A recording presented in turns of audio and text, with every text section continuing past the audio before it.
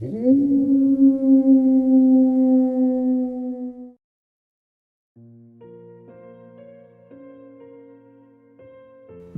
was a young man who had just moved into a one-bedroom apartment.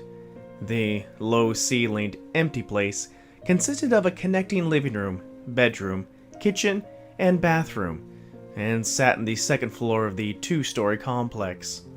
Lonely, new to the city by grace of his somewhat well-paid office job, and without the confidence to make new friends, Peter would sit alone on nights and days off, doing nothing more than watching Netflix and playing on his computer. He had even laughed over the fact that they gave him 2 keys, as if he would ever have the luxury of a roommate or girlfriend to keep him company. However, the first month, Peter found himself in the presence of his first and only new friend.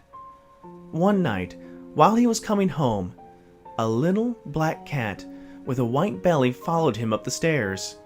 Despite his attempts to shoo it away, the cat would not be deterred from following him, even looking up at him expectantly and meowing the moment he got to his door, as if stating, in its own way, to open the way in. The loneliness in him pinged, and his heart instantly warmed to the feline. The cat immediately came in and nestled into a spot to sleep. Peter let him sleep, and he mustered what he could ask his neighbor about it. Perhaps it belonged to said neighbor, though he hoped inwardly that the cat would be a stray and he could adopt it.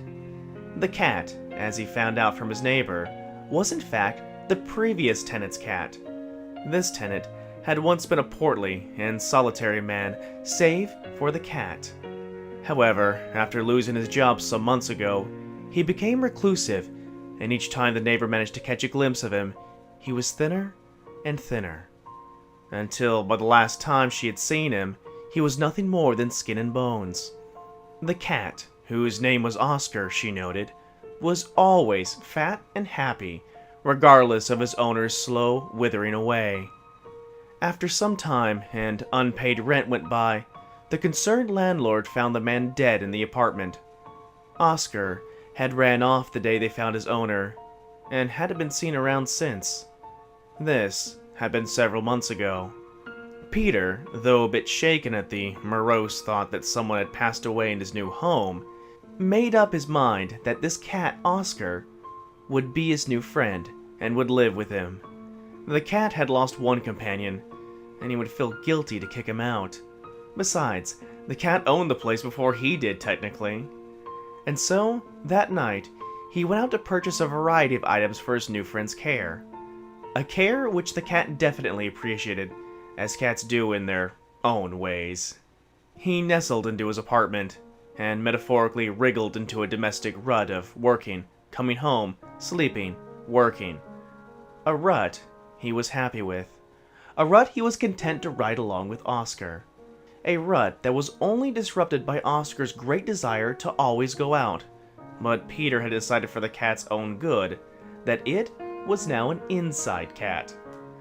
As time went by, Peter noticed a distinct routine in Oscar's meowing to get out. He would always cry to be let outside at 3 to 4 a.m., standing by the door, meowing, and occasionally even attempting to jump at the handle as if to open it. Something that, while adorable, was quite annoying to persistently be awoken to the cat meowing away in the middle of the night and the jiggling of the handle. Then, one night, Peter woke to the cat's nocturnal crying, and as was a part of the routine, he got up to usher the cat away from the door. He even heard the door handle jiggling, and he laughed at the cat for jumping at it. Except, the cat wasn't. He saw the cat sitting, looking up at the door expectantly, like he had the day he had met him on the other side of it. The door handle was making noise without the cat's intervention. Someone was holding the handle and attempting to get in from the other side. Peter picked up Oscar and pulled him away from the door as the jiggling continued. Putting the cat in the bedroom, he went back to the door, his cell phone in hand. The door handle stopped moving, and he looked through the keyhole.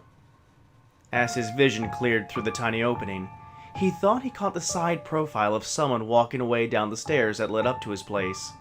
Quickly, he ran to his patio screen door that overlooked the entrance up to his apartment, and saw no one. He figured he must have been dreaming. Another day went by, and soon he was fast asleep, having put the events of the previous night in the past. This time, he woke up to the cat again crying. Peter got up, listening carefully, and ensuring he was wide awake. The cat was indeed meowing, but instead of the sound of the door jiggling, there was a new sound. The sound of something wiping against glass. Peter got out of bed and found Oscar not at the door, but at the sliding glass door that exited to the patio. The cat had its paws pressed against the glass, streaking down as if scratching at it. Peter knelt down and shooed him away. But much to his horror, he found imprinted on the condensation of the glass a long handprint streak still fresh on the outside the sliding glass door. Peter did not sleep the rest of that night. The next day, he went to work, and when he returned, he found his front door unlocked. He chided himself for forgetting to lock it, but still feeling paranoid over the previous night's events, he decided to be a bit more cautious and check every corner he could think of in his apartment. Nothing appeared to have been disturbed. Despite there being no sign of intrusion, he still lodged a complaint with his landlord, and found little to no help save for the non-committal, "We'll keep an eye out." That night, he felt uneasy. All night while he played games and watched TV, Oscar would meow and meow at the door. And from time to time, he felt the uncomfortable feeling of something watching him, as if someone, or something, was staring at him from behind the glass. His paranoia would force him to stand up and check the spy hole through the door or check the window, and he would see nothing. Finally, unable to keep his eyes open, Peter found himself drifting off to sleep, and was soon dozing away in his bed. At 3 a.m., he awoke to a new sound this time. Purring. The vibrating purr of Oscar sitting on top of his chest. He smiled and was about to pet him lazily, as he felt the cat's weight shift about. As if attempting to get comfortable, the cat was shifting its weight up and down. Peter opened his eyes.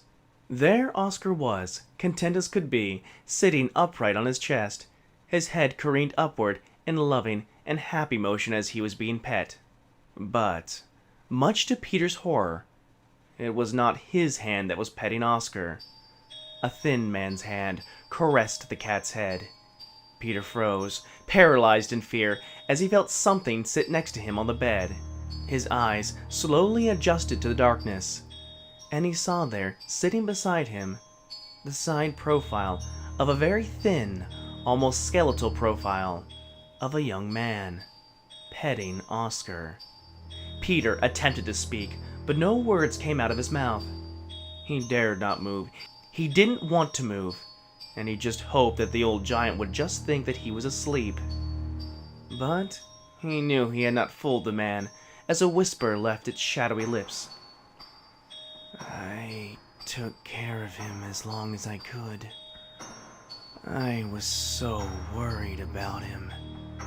Though, an emotion that froze his blood, the face turned slowly towards him, coming into full view for Peter, in what little vision he had in the darkness. Peter then knew that the neighbor had left out a significant piece of information. He tried to scream, but failed to make anything come from his mouth. Instead, he just stared, and slowly, Peter nodded to the young man. The man stood up, petting Oscar one more time, and, giving one last look down to Peter, he said, "Thank you. Take good care of my Oscar." And, with those parting words, he walked towards the door. Oscar followed him and sat in front of it. The door opened, and the man left, closing the door and leaving Oscar behind him. Oscar gave one last sorrowful cry before returning to the bed and laying down next to Peter, purring weakly. Peter reached out to pet and soothe Oscar. the man had indeed taken care of Oscar, even after death. For despite being unable to feed his cat from a can or a bag, he still kept Oscar well fed, a testament to friendship and loyalty well beyond death, as symbolized by a well-fed cat, tiny bites, and the skeletal thin remnants of a young man's half-eaten face.